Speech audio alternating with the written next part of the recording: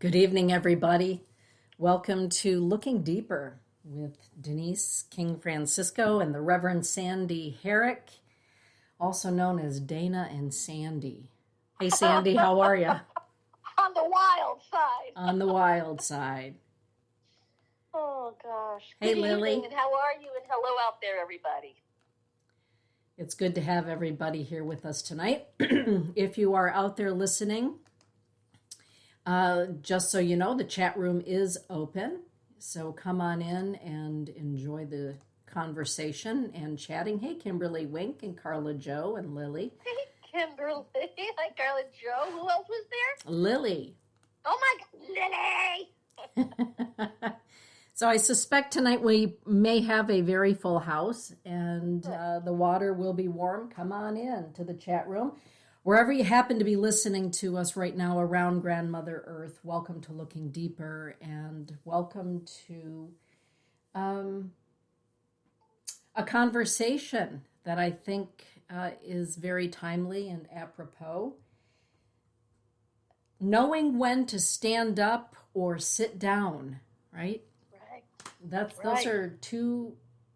Sometimes we learn with age and wisdom the appropriate time, and sometimes we just that goes out the window, and here we go, right? The rubber meets the road. Right. So that's the subject for tonight. Anything you'd like to say to get us started, Sandy? Well, I would say that this month, obviously, being the women that we are, and being the human beings that we are, we're affected by Roe versus Wade being turned over.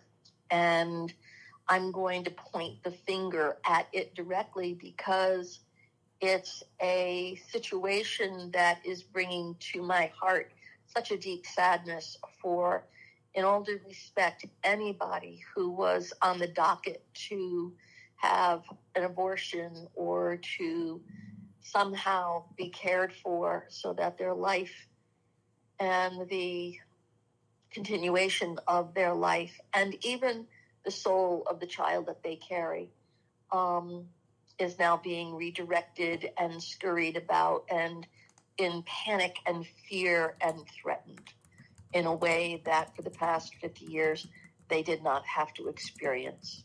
That I'm stunned with the amount of shame that is being placed back onto women, with the hypocrisy of religion, Christianity, Catholicism, and the rights for all to be alive. There's a schism in it that I have definite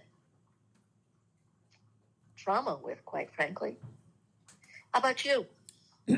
Well, I have a whole lot of thoughts about the conversation tonight. It could probably be a two-parter, actually. But this afternoon I was thinking very deeply about why do we get on a bandwagon, as they call it? What makes us stand up? Yeah, why do we stand up for certain things? And, what is it? Is it a passion? Is it motivated by emotion, a thought, a belief system that you've clung to since you were a child because somebody told you you needed to cling to it? What is it? Why is it that we join a bandwagon or fall off of one? And when do we finally come to the realization that sometimes before we step onto the bandwagon, maybe we need to do some self-examination or self-reflection, maybe some research, get some knowledge, ask some questions, or just sit down, be quiet, and listen to the voice of experience. And maybe intelligence or common sense or humanity. Exactly. And I agree with you completely. I mean, you've come up with a title for our show, when to stand up, when to sit down. It's a brilliant thing to give them the accountability to our own self-motivation or the pause that we take because of a hesitation. And it's really quite profound to know that we may be surprised by what motivates us. And we may find out who we are when we're surprised by being motivated, or by being surprised that we stepped back. Mm-hmm. You know, we're talking about personal development. We're talking about personal, the fear of being identified or the fear of not having an identity. That's all in there. Right. So, Sandy, what motivates you to stand up and speak, or speak and maybe sign the petition, or speak and raise funds, or to put your weight behind something? What is typically your motivation? That's a spectacular question, and it comes down to a certain space of integrity inside myself, that I'm moved by something that is somewhere inside my own personal ethics. And I will use an example with the first time I stood up against an authority as a young adult, which I am 17 years old. I'm in a drawing class, and I believe I've mentioned this before on our show. And it was, I'm not an outspoken person publicly, politically. I'm not an outspoken person publicly, spiritually. I'm not a defender of politics or of religion. I'm a person that goes, wait a minute. So I don't have a side. I have a sense. And so this, I want to just kind of spearhead back to 17 years old, sitting in New York with a very quote unquote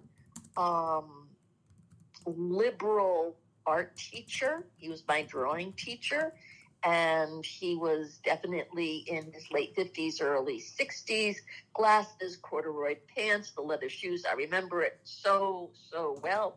He was quasi-bald, and his legs were crossed with his pipe, and he was pontificating on how inappropriate it was for us to be in Vietnam. I did not feel I had enough, say, information about the politics of being in Vietnam, but what he started attacking were the young men that were going over there to fight. Mm-hmm. And my future husband, Chun Mudgett, God bless his heart, joined the Navy, and it just so happened we went to Vietnam right after he joined the Navy. So he didn't sign up to go fight. He signed up to be a patriot.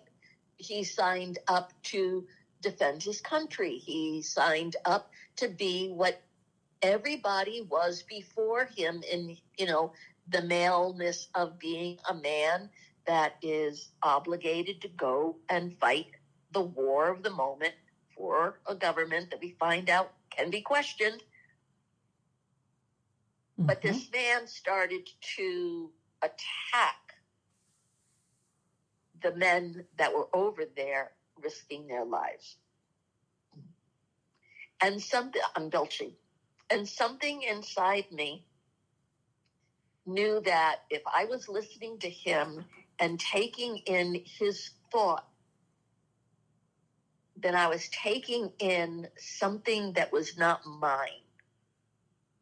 I wasn't for the war, but I was not about humiliating or degrading anybody that went over there and was confused or lied to or thought they were involved with the loyalty and the defense of our country. And then those men came home and they were shamed. So I stood up to this teacher. And it was that kind of a thing, Dana, where it came out of me. It wasn't a thought I had to do. And even, it's amazing. I want everybody to know that part of this in yourself is what makes you feel so passionate that you quiver or you cry or you're moved, you're stimulated, something in your heart is touched, or something in your bones says no. And my bones to this man said no. And I spoke my piece. I let him know that, whatever I said, it's not important at this particular time. But there was a calm in me when I said it, and there was a shaking in me afterwards. The adrenaline had released, all that stuff. And what happened when I walked out of the classroom were students came up to me and said, "Thank you for saying that. I didn't want to go against the teacher. Oh my God, that was really something." It kind of puts the marker in the beginning of, gee, Lily, when did I start talking like I start talking? It might have been that day. And it's that place where I didn't do it because I had something to say. I did it because I was defending something that was so vile, against something that was being violated in these men that went to war. Their right to be dignified. And so that's the first time I can say that I stood up for a political thing. But then again, in high school, you could get me to fight for you really fast if I knew you were the underdog. Uh-huh. Uh-huh. Mm-hmm. We'll get Harriet. She'll punch him out. Yep. And it's what also makes me sit down is the fear of being attacked for something that, maybe my karma obviously works with me, or the fear that I won't be able to understand what it is I'm trying to even say. That my trauma is so traumatized, I lose my words, or I don't know how to protect myself from even what I want to say. What would you say about yourself, Dana? Well, I think my first understanding of standing up was standing up for myself. And my first recollection of really standing up for myself was in 4th grade. All right. And yeah, standing in the bus line, or the line for the bus. Dad was stationed on the island of Oahu. And we were standing in line waiting for the bus in the morning. And there was this little loudmouth kid. He was always berating somebody. He was older than me. And he looked at me and he called me the F word. Ah! Well, I didn't know what that meant, but I knew by the tone of his voice, it wasn't good. So I stepped up face to face with this kid, and I punched him so hard in the face, his nose just started to profusely bleed. And I looked at, and of course he was shocked because I'm not very tall to begin with. And in 4th grade, how tall are you, right? And he was shocked. He was horrified that I hauled off and punched him in the nose and made him bleed. He didn't know what to do. So the next thing I know, he and I were embroiled in a bit of a battle there. And I was all bloodied up myself and had to go home. And I remember the Sarge asking me, "Denise Lynn, why did you punch that boy?" And I told him why. And he got a big old smirk on his face and he said, "So you didn't start that fight?" And I said, "Nope, Dad, I didn't start it, but I finished it." And he looked at me and he said, "Good girl." And so that is my first recollection of standing up for myself. And I believe that I've done a pretty good job of that all of my life. And, with age, when you come to understand that there are people outside of yourself, as you said, all of a sudden you begin to realize that there are others maybe who aren't going to punch the bully in the nose. Right. And knowing, I knew I could punch the bully in the nose because that wasn't the only time I ever did it, right. In 4th and 5th grade. But not everybody can do that. And not everybody maybe has a dad who says, you didn't start that fight, did you? You right. know? Right. And so that was the beginning for me, I believe. Right. Well, I'm looking at the photograph of you with your back and your tats and your... Mm-hmm. I mean, why did you post this as the marker for our show tonight? Those tattoos on my back represent my ancestors. And I call it my ancestral tapestry. And for me, it represents the fact that we never go into a fight or we never stand up alone. Our ancestors are always with us. And it also represents the fact that sometimes we may not be born with thick skin, but over time we can gain thick skin, because there are times you just have to have some thick skin and be able to take your licks, whether they are physical or verbal or in the silence. What did you think when you saw it, San? Well, I just bounced. Well, you badass. I love you, baby. Right back it looks you. like you're going to go rumble. I know you're just sitting there being you. Exactly. It's my 4th grade, self as an adult woman. And I think there's an equality in you and I in that. And, what do I think? It's like, I think I'd like to be on your side or have you be on my side. And it's that attitude inside you that not just stands up for yourself, but has something inside you that when you stand, you represent something. You have a credibility.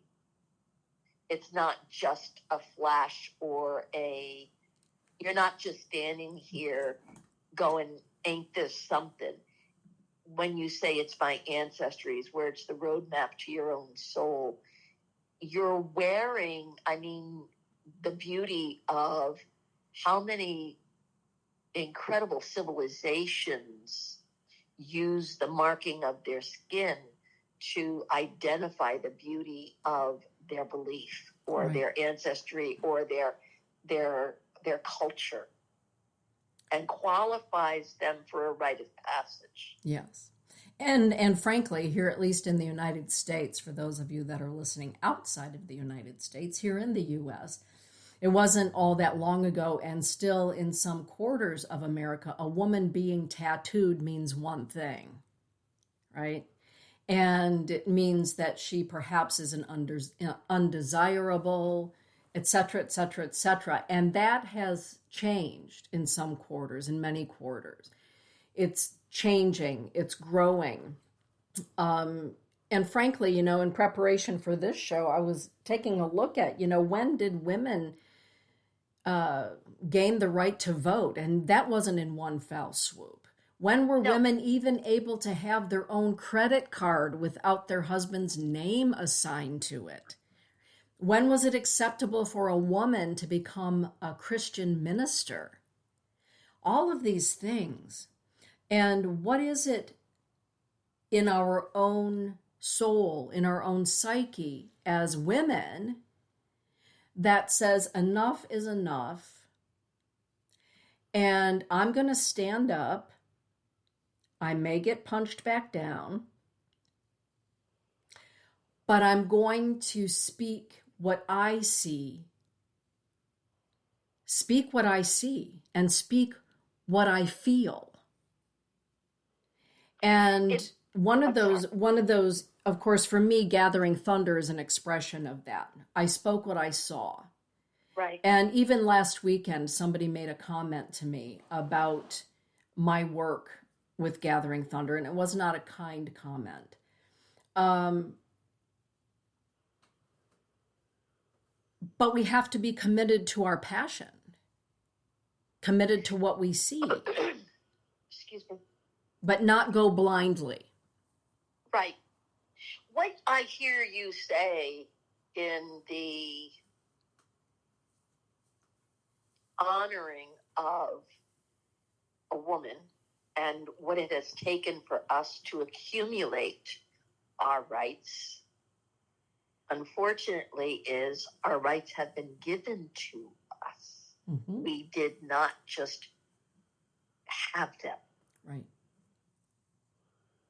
That we were, I'm looking out at the back mountains right now that the sun is setting, and so I'm looking out facing east, and you've been here with Lily, and you know that stretch of color right now is so spectacular. Mm-hmm. So I'm kind of standing here in the awe of the privilege of being in the light and the reflection of it. But one of the things that I know is that a woman, God, I want to say this from that place of my own ancientness. I have a memory inside my mind, my heart, my soul of having more honor and being honored and more authority and being authoritative than I was allowed to have and felt restricted by when I felt, what do you mean you're stopping me? Even as a child. So there's something inside me that experienced I was late. I should be able to say the truth. I'm shocked I got hit, beaten, or punished for telling the truth because the truth spoke about something somebody else didn't like. When I walked into church and saw the priest and the nuns, I've said it 1,000 times on this show, I wanted to be the priest because I know I wasn't going to be a nun. And it wasn't that I wanted to be. See, there's the shivers right there inside me. I knew there was something of me, in me, that carried the reality of that authority or capacity. And I didn't know how I would be able to get it back or to achieve it or express it. And that yearning or that knowing really became a hardship in my life of how do I get to be me? Mm-hmm. Again, I've already known this. How do I make it work again? Mm-hmm. That knowing is something for how do we stand up? I know I have a voice, and I also know I have gotten into a lot of trouble for using it. But it doesn't mean I stop my voice. It means I protect myself at times. Mm-hmm. Or I endure the pain of being thrown out. Mm-hmm. And I need to be able to share that just because I have a voice doesn't mean I use it without thinking about it. It doesn't just flip out. Mm-hmm. It comes out when there is the being provoked or the energy is just done because there's no more space to shut up. Mm-hmm. And I like that about me because it has my back. Mm-hmm. That part of my character is more secure in itself than my understanding of me at times. Where it's like, Sandy, could you just keep your mouth shut? Yeah. Well, you know, one of the greatest gifts that in learning when to sit down was many, many, many years ago at the beginning, the inception of Gathering Thunder, way back in, 2006, so 16 years ago. And we all have opinions about situations. We all have thoughts based on what we were taught in history, or what the neighbors said, or what our parents may say, or what our community says about a group of people and why things are happening the way that they happen. And learning to put our opinions aside, or preconceived notions and prejudices, but this is what mom and dad always said, this is what the preacher always said, to be able to set that aside and listen and watch. And I remember going to Pine Ridge Reservation the very first time in 2006 with Linda Griezak. And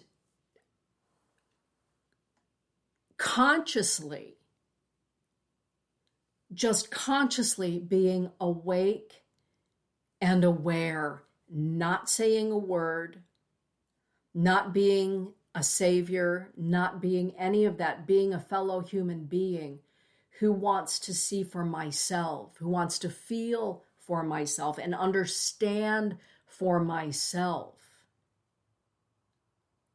so that I was educated. I could become, right. And that was just the beginning of the education.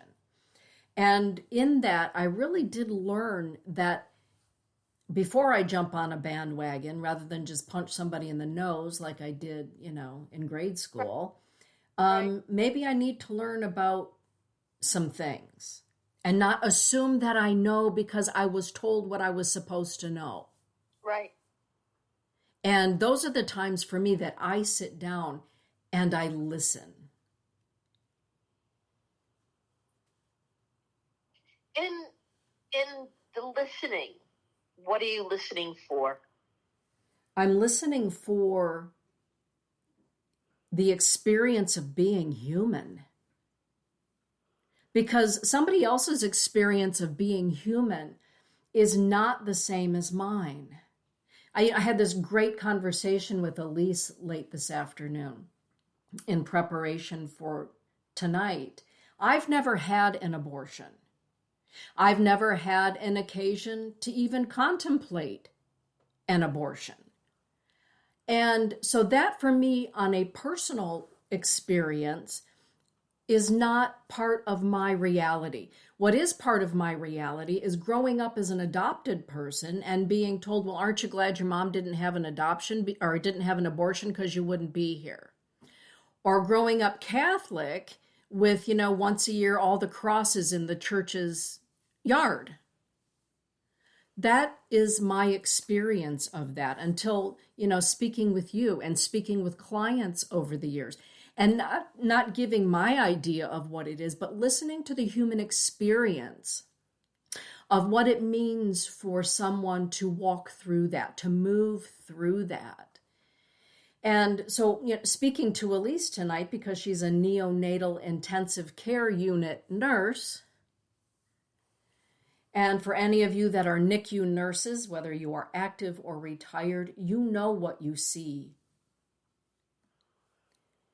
in some of the children, some of the babies that are born with zero possibilities of existing outside of a womb, or zero chance of existing without it being a hellacious existence. And so we just had this conversation about, babies who are born that are, except for the machinery that is keeping them alive, essentially not really alive. I wanted to, talk about, without Elise giving me details of personal experiences with her patients, because she can't, but to have a conversation about, so what is it like for you to see a child? What is it like for the parent? And I didn't impress my opinions, thoughts, or views. I simply sat and listened to her. Rather than to assume that everyone has the same thought and opinion. Well, she said to me, Mom, sometimes we care for children that simply are in excruciating pain. And they're only alive because of modern science, not because they are able to live. Exactly. And so then we did have a conversation about, so at least what would you do if you knew that, going into your pregnancy with Easton, if you knew that he was going to be born without a brain, what would you do? What would you do if you knew his lungs were going to be born outside of his chest cavity, along with his intestines? And what would you do? Because these are the things that neonatal nurses and doctors see every day. And she looked at me and she said, Mom, knowing what I know, I would not, I would personally let my child go in peace before it ever entered this world to suffer. Well, I have one of those babies as a nephew. And it's one of the markers of my brother-in-law. My brother his wife had twins. They were born at 6 months. So they're not really completely developed. Mm-hmm. And because she was such a small person, there was enough room inside her to produce twins. So they were born at 7+ pounds. So therefore they were 3-point-something pounds each, mm-hmm. which would have been a normal baby. And one was compressing the other, and so its skull was not right. But they didn't even have ultrasound back then to be able to decide that or see that. Mm-hmm. You didn't see it until it was born.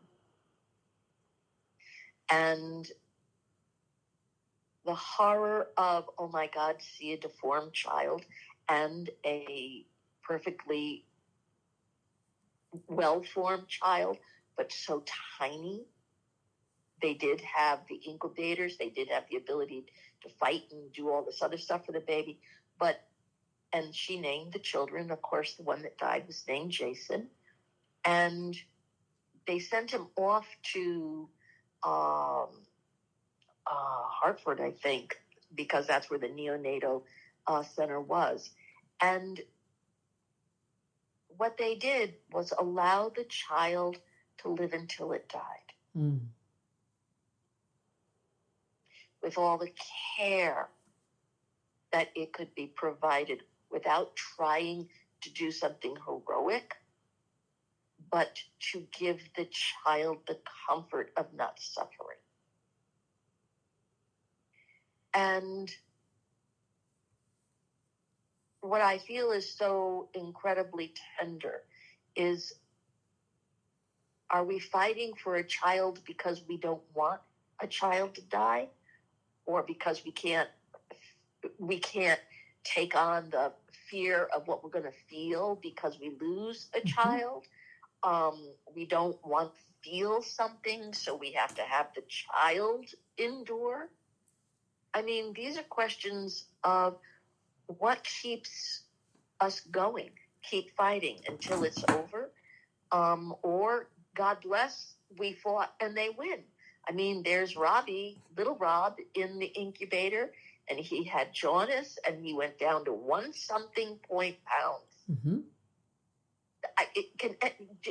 What's a pound of butter? Right, like Easton. Exactly. Yeah. So there are petitions about, I've signed, oh my goodness, I'm a petition signer. I'm somebody who calls senators. I'm somebody who calls Congress people. And that really did start with Gathering Thunder, because, raising my voice. This isn't right. What can we do about that? Really, have you thought about this? And public speaking about those sorts of things, and public speaking about rehomed children. And oh my goodness,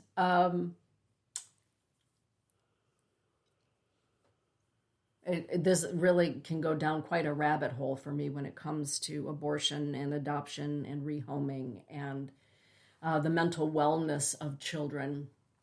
that are brought into the world, etc., etc., etc. But tonight's focus is, when do we stand up? And there are ways to stand up once we've been informed. There's nothing worse than somebody who's uninformed and uneducated, with a bullhorn, for me. Right. Educate yourself. Being informed doesn't mean I just don't like what you're doing. Exactly. That's not what I was taught in Sunday school, so therefore. Exactly. But somebody educated with a bullhorn may very well educate me about some things I didn't know. Because one thing I've learned is that if somebody says something or presents something that is in opposition to what I believe or feel or am passionate about, with age, I've determined that I need to sit down for a minute and really think about and uncover what it is that I feel opposed to. Right. And maybe it's because I need to shift my paradigm, or maybe what my parents taught me growing up simply wasn't right, etc. But we're also, I get exactly what you're saying, and I can see where your sophistication is saying, I'm willing to have the conversation. Right. But at what point does the conversation get stopped? By who? When they say, your opinion no longer matters. Thank you for sharing. What we feel now is law, and you now will suffer the consequences for your opinion if not only you pursue it, but support others for having it. Right. And that's when I pick up the phone and call senators and congresspeople, or write emails. And I've gotten back some really, I've received some nice emails back. And that's when I sign petitions. Man, the rubber needs to What do they say, Dana? They say, thank you so much for voicing your concerns, your thoughts, and your opinions. We are working as hard as we can. And the most recent ones, other than with Roe v. Wade being overturned, before that were, the gun safety laws. And you called me the day that I was still on the phone with. Yes. Okay. Yes. So we're working on it. Thank you for taking the time to write. Yada, yada, yada. We're hoping to get something decided across the aisles, but thank you for, adding your voice. With the phone calls, Denise, thank you for calling. We appreciate that you called. Ms. Stabenow is in Washington, D.C., and she is working to get something passed across the aisle. But thank you for calling. And lo and behold, it wasn't everything on my wish list, of course, but it's a beginning. Right. It's a beginning. It's forward movement. It's forward movement. They know you exist, and they're paying attention to what you have asked. Exactly. And for some people, even to raise their voice and say, I'm going to call a senator. Well, who am I to call a senator? Well, who are you not to call the senator?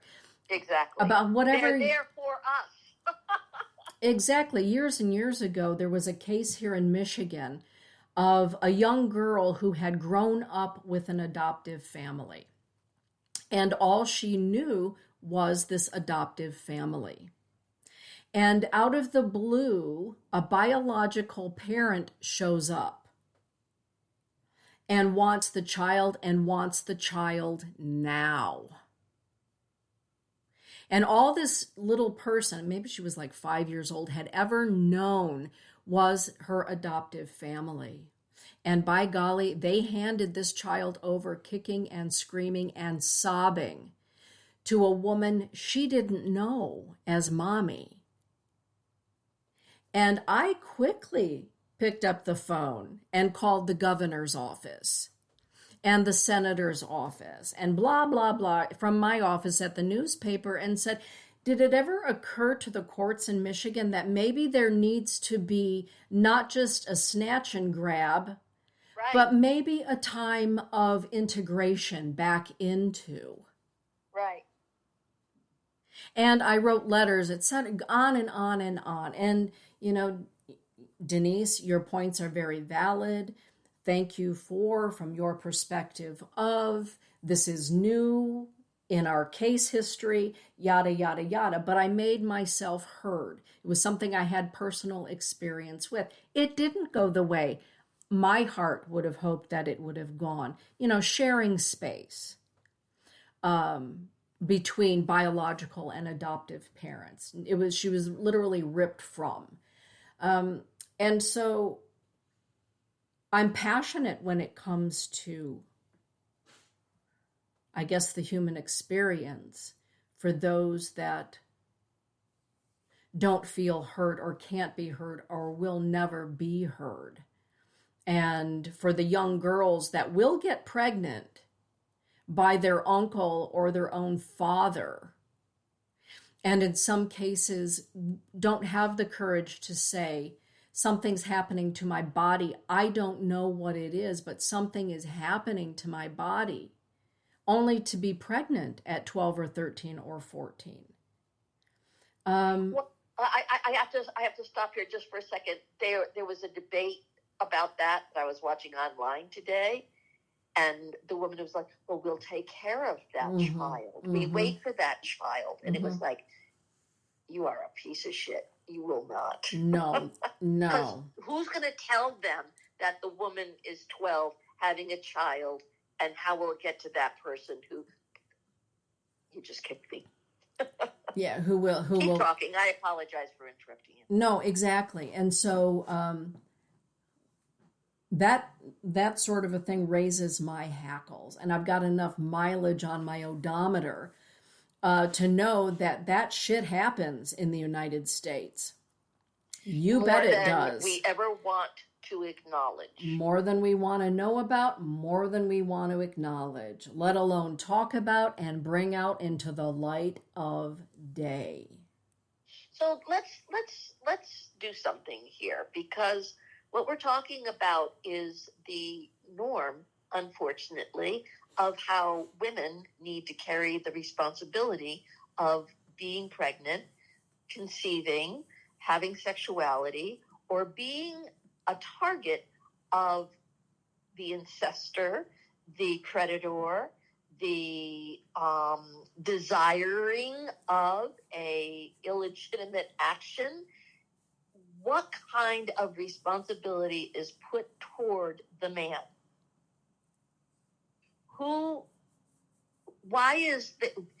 So I want to stand up to, what do we do when we look at who got her pregnant? Why did she get pregnant? How did she get pregnant? And what are they going to do to the person who got her pregnant? Well, I will share my own experience of being, I guess I would have been in first grade. And I was molested by my friend's 17-year-old brother. In first. Wait a minute. Say that slow. You were in first grade? Yes. And so I was camping overnight with my... So you're 6. You're 5'6". Yes. I was camping overnight with my little best friend and her 17-year-old brother and his 17-year-old friend. We were camping in a tent, and her older brother molested me during that overnight stay. And part of my hackles when it comes to this particular subject is the fact that the next day we were being driven home in his pickup truck. And I'll never forget, I don't think I've ever told this story, but I'll tell it for tonight. This is the first time I'm listening to it. My mouth is on the ground. Please continue. Yeah. And thank you for sharing. My dad was stationed in Vietnam, or he was at war in Vietnam. And so he was not anywhere around, but I was allowed to go camping. And the next morning, these 2 teenage boys driving the pickup truck, and me and my friend were sitting in the back of the pickup truck. And I think the most profound visual that I have of me as that 6-year-old Sandy is that I was wearing my Sacred Heart of Jesus pendant. And it was the Sacred Heart pendant that was red. You know, for those of you that went to Catholic catechism when you were little, boy, that was something to cherish, that you had that red. Absolutely. Right. And I remember having my Sacred Heart of Jesus pendant on. And I remember him laughing at me and laughing and saying, I'm going to tell everybody. And I was only 6. And here I was wearing my little Sacred Heart of Jesus pendant, and I never told a soul until, well, around 4th grade, there we are again, watching a documentary, probably Walter Cronkite on black and white TV, talking about young Vietnamese girls who were impregnated by GIs and giving birth to babies at the age of 10, 11, and 12. Well, how much do you know at 6? Let alone 7, 8, 9, 10. You don't know nothing. And I remember being frozen with fear, thinking, am I going to have a baby? Oh my God, Dana. Am I going to have a baby? And I was so scared at this time. I think, well, I must have been 9 or 10 years old. And I remember as plain as day breaking out into a cold sweat. I didn't want to tell the Sarge because I knew he'd kill somebody. But I needed to ask the question because I needed to be informed. And this person who molested you now is in their 20s. Right, and living thousands of miles away because I'm out on an island, literally. Okay. And so at bed that night, in a full cold sweat, I told my story to my mom.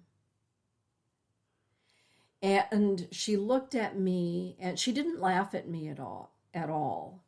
She looked at me and she said, whatever you do, don't tell your father. Wow. And that was the end of the no, you're not going to have a baby, and whatever you do, don't tell your father. Maybe that's why I beat the shit out of that kid at the bus stop. I don't know. It may be. Maybe. Right? Maybe. And so I never did until I was, oh my goodness, in my early 50s. And of course, the Sarge looked at me and said, I would have killed that young man. I would have hunted him down. Right. But so the shame and the realization that even wearing Jesus, I wasn't protected. I mean, I had Jesus right around my neck. Right. And the humiliation of that. And there are parts of it that, frankly, have stuck with me even into my adulthood. Of course. Right? So this is from my experience when it comes to young girls. And young boys, too, because boys are also victims of this shit. Are horribly victimized and sodomized and terrorized. Yes. And it's the secret of society because it's always pretty much, it's like, well, men go after little girls, or, you know, it's shocking how many young boys are molested by men or older teenagers, or even women that molest young boys when they babysit them. Yes. Well, I remember Todd, he's sitting right here, when we were first dating and things, turned into adult situations. And I remember looking at him and I said, tell me you don't wear whitey tighties. And he looked at me and he started to chuckle, but he could see by the look on my face. And he said, oh, well, no, I don't, but why? And I told him the story. And it was my 6-year-old self telling the story. But my 49-year-old self still has that memory and that visceral experience of. Yes. And it is a known fact now through exquisite research and therapy and astute human beings watching children or adults tell the story of their trauma, that the adult turns into the child and the voice of the child tells the story. Mm-hmm. I'm going to start belching out stir up this air conditioner. The profound awareness that the young being inside us still holds the reality and waits for the adult to grow up and be old enough for it to use the courage of the adult to use its little voice. Yeah.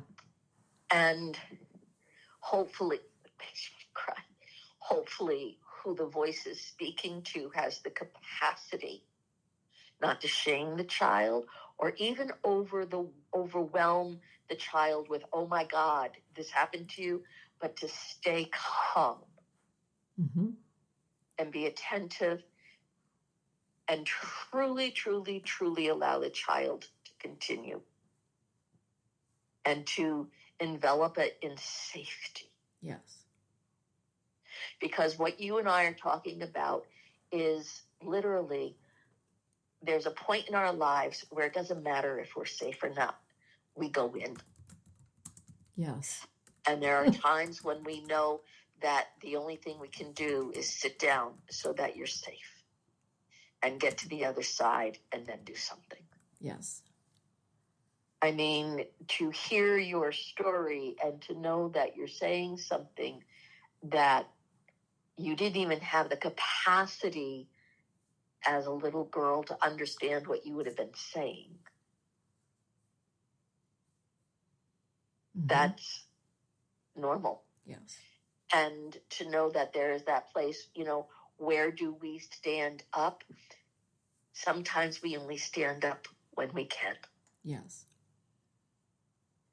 And sometimes we stand up for the child within us. Yeah. Because there's a rage. Say that again because it bleeped out. Sometimes we stand up for the child within us that maybe saw or bore the brunt of. Yes. As little girls. Maybe we watched our fathers beat our mothers or vice versa. Or maybe we were beaten. There's that place in me that I've told the story before, but I want to say it again because it's the time. And it is, I would be in maybe first or second grade. And so therefore I'm 5 or 6. And that means my brother is 2 or 3. And my father was straddling my brother, beating him. And my brother's on the floor being pulverized. Mm-hmm. Whatever my brother did, I don't care. He could not have done something so incredibly drastic that a father would be beating him. And yet there it was. I climbed up on my father's back, screaming, "Daddy, Daddy, Daddy." And he pushed me back. I fell off. And I ran across the hall from the bedroom where he was being beaten to my mother's and father's bedroom and ran to the other side of the dresser and held my breath in the corner of the wall in the dresser and giggled. Held my hand up to my mouth and, you hold your hands around your chest and giggled. I was 31 years old when I was in a class for co-counseling where the therapist had, the question was, what are you most ashamed of, or where's a trauma, where's shame? And I raised my hand, and only then was I ever allowed from my body to finally say, as this child, I did this, but what happened was I hid in a corner and giggled. And I was so embarrassed and so hurt and so ashamed because I couldn't get my father off my brother. I giggled. It's the first time I was ever told about displaced emotion. Mm-hmm. And the therapist literally very tenderly put her hand on my shoulder. She did not envelop me. She didn't consume me. She didn't have an emotion that overrode my emotion. She just put her hand on my shoulder and said, Sandy, that is called displaced emotion. A child cannot process that experience, and so it displaces it and expresses it another way. Yes. And I realized that event haunted me my whole life. And now I have the opportunity to talk about it in a way that I can look back at my life, we can look back at our lives and realize that there are episodes where what we saw or what we could not fathom or what we couldn't stand up to, we literally stepped into a displaced emotion with our body so it could have some form of expression. And we're perplexed about it. Right. So here I stood up, but I sat down in the same crisis within moments. Because standing up was all of a sudden so overwhelmingly incorporating myself within the fear of being hurt that we don't always know how to protect ourselves. Yes. And sometimes we just have to be there for others that don't know how to protect themselves. Or it reminds me of one of the first talking circles that Todd and I went to for Two-Spirit Indigenous people. And so, we walked into this sacred circle of Two-Spirit people, the LGBTQ Two-Spirit young people, and in walk myself and Todd. Well, naturally, all eyes went to Todd. Like, who is this white guy all tatted up? Why is he here? And we listened to everybody share their story in that circle, these young people. And at the end of it, we were all asked the question, why are you here tonight? And it came to Todd's turn. And he said, I don't have an experience, but I'm here to listen to your experience. And I'm here to let you know that I am here to support you in your experience. And all eyes in that circle watered up, and some spilled over. Of course. Just to know that there are older people who are here to say your experience is valid. I don't have your experience, but I honor your experience. Right.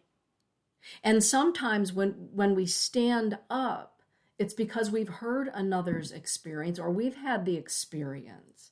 And with enough years, you get kind of jaded. I'm kind of jaded about when it comes to children. When it comes to this Roe v. Wade thing being overturned, the first thing that caught my eye, other than ectopic pregnancies and incest and all that, the first thing that caught my eye are the number of hands that are already out on Facebook to claim babies. Yeah. To claim white babies. I'll adopt your baby. I'll adopt your baby. You motherfuckers, back the fuck up. Yes. Let me have your baby. And obviously it makes me verklempt. Because then I think about, so many things it makes me think about. We'll have to do a show on that. What's your intention with my baby? Who are you? Isn't that trafficking? Yeah. Yes. It is trafficking. It's human trafficking. Oh my. Yes, it is trafficking. So standing up doesn't mean that you have to be out there and loud. You funny girl. Y'all. You don't have data. Yeah.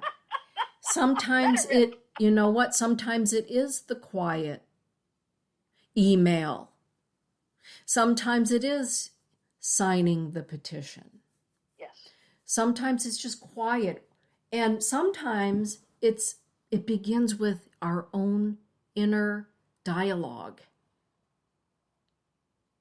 Because sometimes we have to sort through some things. Right.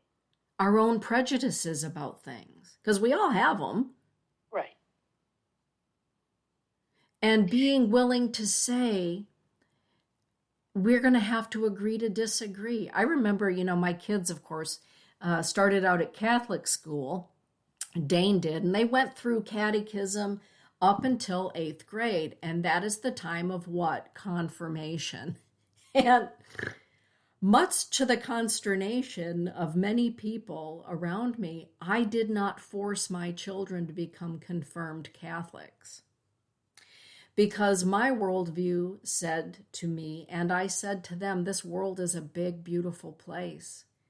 And I am not going to force you at this age to commit to one pathway. Well, they were just happy because they didn't have to go to CCD every Wednesday, right? Right. But as they got older, both of them have thanked me for not just doing what the patriarchy said needed to be done. Right. Not that I have a problem with patriarchy. Right. Do I, Todd? He says no, not at all. What's he doing? He's over there, yep, I'm married to her. Listen, one of the things that I think we also need to be able to express is that there are times when we have a instinct that moves us faster than our mind. Mm-hmm. And it's that you hear the call and you go to it. Yes. And, literally back in California, I'm in my adult home, apartment building, and it's adults only, and children don't get to live there, blah, blah, blah. And so it's interesting because I actually kind of feel like, oh, good, I don't have to listen to kids screaming and yelling and, fathers and mothers. And it's like, it'd be a little civilized. How wonderful that California would have this concept. But I'm living in an apartment building. And so my wall to my bed is the wall to somebody else's bed. And all of a sudden, that wall started shaking and pounding, and I could hear what was going on. And it was a woman being beaten on the other side. There wasn't even a 911 call. It was me up over pounding on the door, and the young, God bless his Texan heart, 6'4", and a woman that is the perfect overdeveloped Barbie doll, literally, God bless, who was so traumatized in her life, she was grateful somebody was taking care of her, not knowing they were exploiting her and beating the ever-loving bejesus out of her. Mm-hmm. And I went in, I knew where the bedroom was because I had the apartment in reverse, and just said, get out of my way. And we went and got her. My cousin was with me, and it's like, come with me. And it's important to know that when somebody is being beaten and they're disassociated, don't even know they're not supposed to be beaten. Mm-hmm. You curl up and you take it. Yes. Whether you're being beaten with a holy book or being beaten by society norms or community norms or whatever it happens to be, family norms, some people can't see that they're actually being beaten. You suspect you're supposed to take it, and because you don't know how to make yourself safe. And if you complain, it's even more dangerous. Yes. I have gone through that. I have been beaten by a husband, and I knew when, just shut up, it'll be over soon. And I also know when I exploded, and I didn't know I had as much power as I had. Right. And there is that line in us that are, my my God, lightning just struck. That was really, I'm waiting for something. It's like it was just that lightning bolt inside us that says, run. Yeah. Go in, get it. And when we have that ferociousness, interestingly enough, it pushes back the violence. Yes. It's something happens, and yet we have to be cautious because police say there is nothing more dangerous than police going to a domestic violence scene. Yes. Because as soon as they come in and start hurting the person that's getting hurt, don't you hurt my life? So but this was not that story, right? And so I know myself well enough to know that I have showed up someplace and found up I got there when I realized I was there.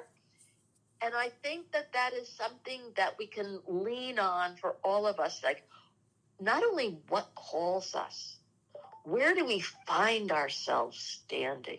That may even surprise us. And who are we standing with? And sometimes we just stand alone. Exactly. And sometimes the stand is a small one. Sometimes, I remember years ago being in the elevator with one of my bosses at the newspaper. And he was a Korean War veteran and a wonderful human being, but of that generation. He would have been probably, 89 years old right now. So back at that time, he was in his late 40s, early 50s. And he was fond of using the word bastard, calling everybody a bastard. And one day we were standing in the elevator together, and he was off on this tangent. And I looked at him and I said, Dick. He goes, yeah. I said, you ever think about the words that just come out of your mouth? And he looked at me, because I was like 23 years old at the time. He goes, what are you talking about? I said, that word bastard, what does it mean? Say it right out loud. And he started explaining it, and then he stopped.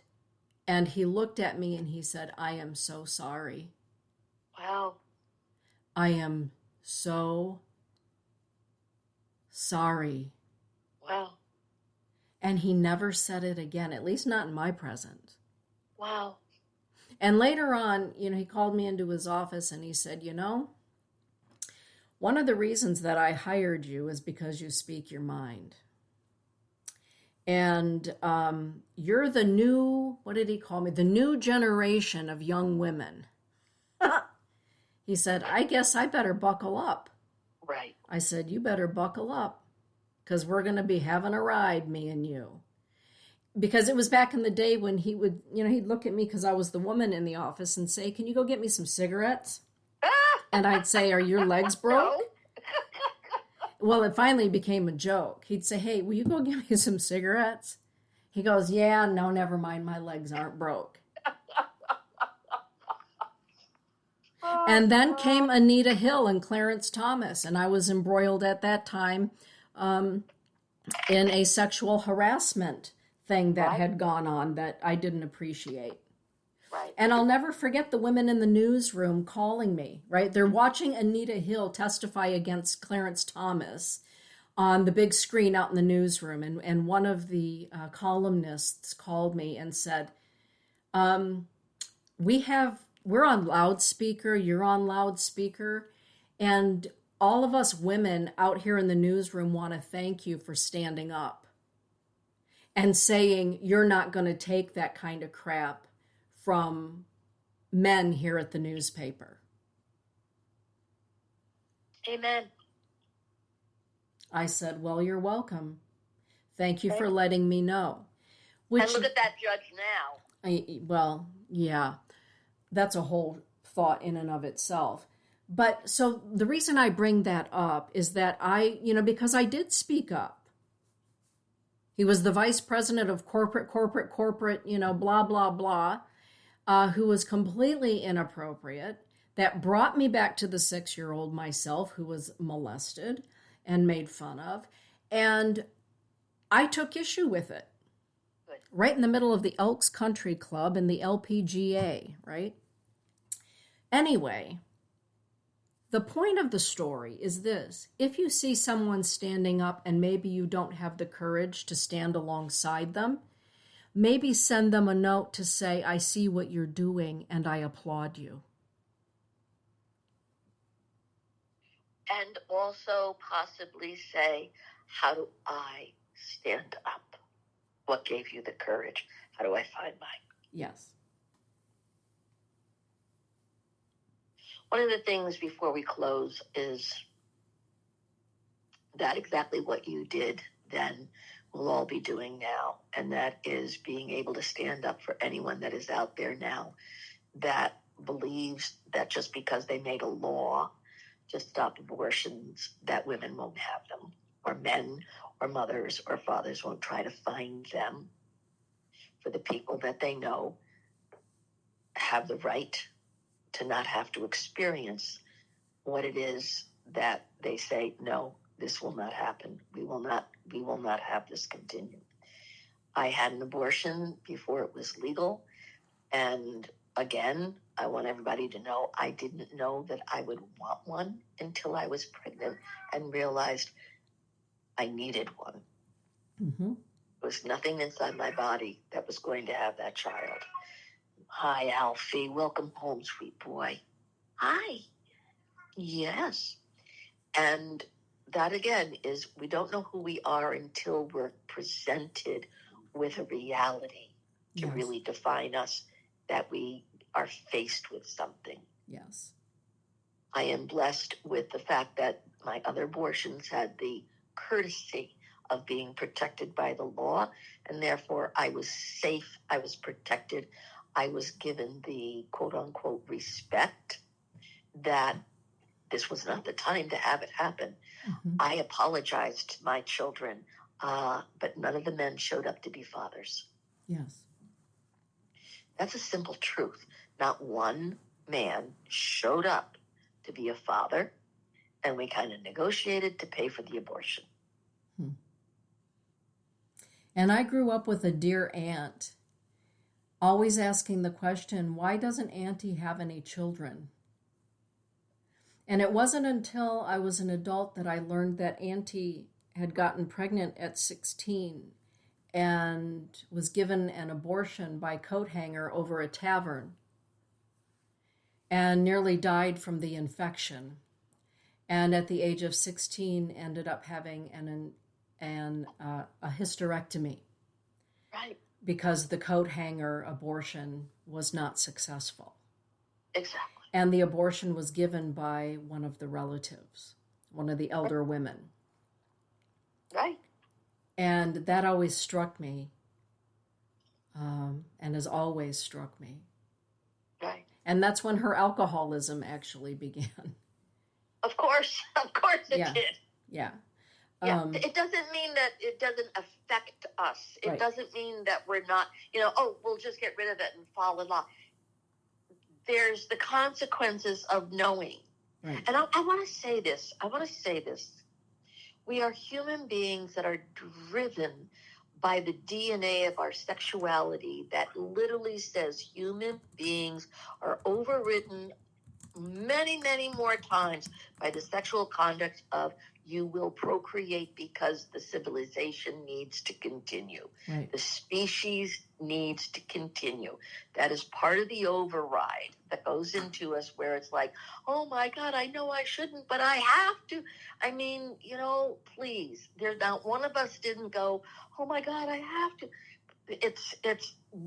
There's something in us that does that. And the consequences of getting pregnant or having sex are so spectacular, are so astounding, that I beg that civilization understand that this is bigger than I want you to stop or you have to play by the rules. Exactly. This is human behavior. And if there's anything, any law or any politician maybe never learned, is you cannot dominate human behavior for very long. Mm-hmm. Because it continues, it resists, it insists, it rebels, it tries to control. I mean, this is going on for how many times, how many years, how many hundreds of thousands of years? We are still at it. And if anybody thinks that abortion wasn't around before people started having legal abortions, I mean, again, that oh, hi, sweetheart.